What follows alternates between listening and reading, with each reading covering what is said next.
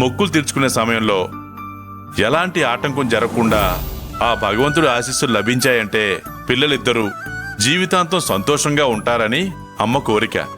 ఓ, ఈ విషయం నీతో చెప్పాలని వచ్చానురా.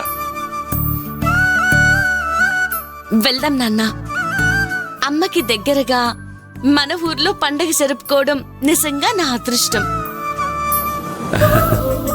మనం తప్పకుండా వెళ్దాం. అలాగేనమ్మా. ఒరే సత్యం, అమ్మ అంతలా ఆలోచించి చెప్పిందంటే అందులో ఏదో మంచి విషయం ఉండుంటుంది. ఇంతకీ ఎప్పుడు బయలుదేరాలి మనం? రేపు ఉదయం ప్రకాశం.